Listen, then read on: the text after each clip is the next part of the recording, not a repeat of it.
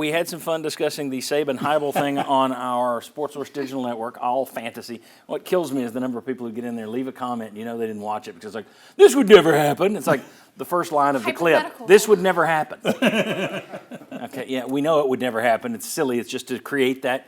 We had a good little debate going here. Talk, it's an interesting little discussion. It also shows you how firm the fan base is behind a coach. And in this case, we got a lot of comments.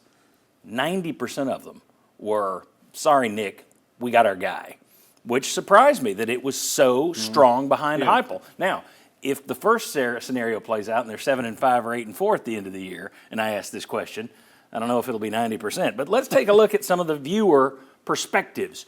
One person said, pay Nick Saban $20 million to coach the defensive side of the ball. I like that. All right. Never wouldn't hire him, but he'd be a good replacement for Tim Banks next season. I assume he means if Banks goes and becomes a head coach somewhere, because I wouldn't want to get rid of Tim Banks. He's been a great coach so far. To be honest, when it got hard to coach, old Saban left. So I don't want someone who is too old to put the time into the program. He can go somewhere else. And Josh, we trust. So all three pro Heupel. Let's go to the next one. The only way that I would consider it is if I thought that our current coach had a high percentage of leaving for Oklahoma, and that's where I was going to go. You guys were talking about wanting a 5-year deal out of Nick Saban. I would want a long-time commitment out of Josh Heupel that no matter what happens somewhere else, you're staying. If that's the case, Heupel's my guy. Somebody said no to Nick Saban, keep Josh Heupel forever. Wow. But I'm a Tennessee alumni. Give it to Nick Saban. Bob often goes by the name Leslie Farmer. Yeah, really. All right, let's go to the next one.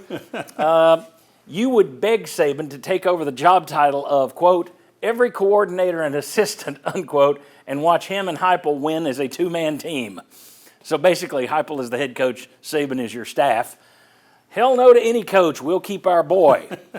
Too many miles on the Saban tires. That's Ricky Williams. We appreciate him watching. He was a heck of a running back this day.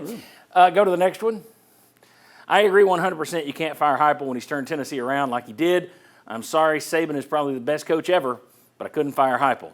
Next person, I'd say bye-bye Joshy. Somebody else, nope, he wouldn't stay long. And even if it was a 10-year guarantee, it'd be a kick in Josh's face. No way. Edit, it's still a lot of fun and entertainment to muse about this for a little while. I thought so too.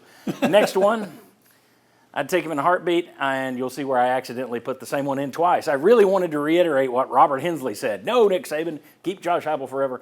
And then someone else said, tell him to wait until Josh retires.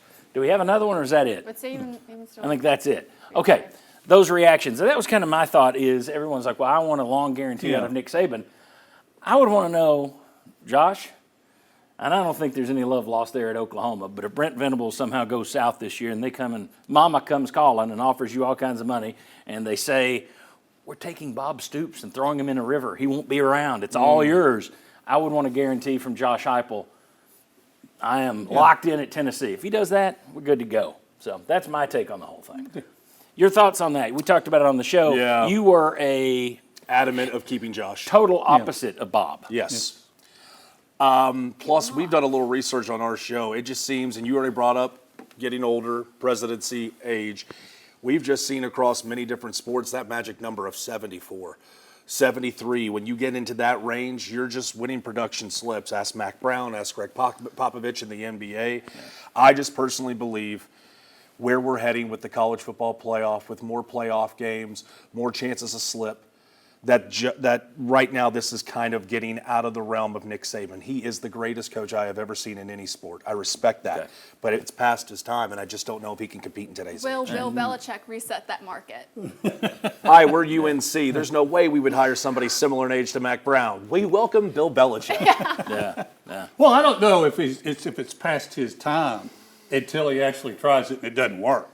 I mean, I'm not going to say Nick Saban can't coach. Well, the real debate here, though, it wasn't supposed to be about whether or not he's 74 or 76. The idea is, so let me just, would you take the greatest ever and trade it for what you've got? Who's pretty good? I think only coordinates into the conversation when you look at how the track record is. I think that's why Bill Belichick, you're a little bit down because his last couple of years with the Patriots did not look like they did when Brady was there. All his years pre and prior to with the Patriots, pre-Patriots, and then after Brady left, nothing was good except when he had Brady. Sure. So that's a little different. Whereas Saban's been pretty much good since LSU on.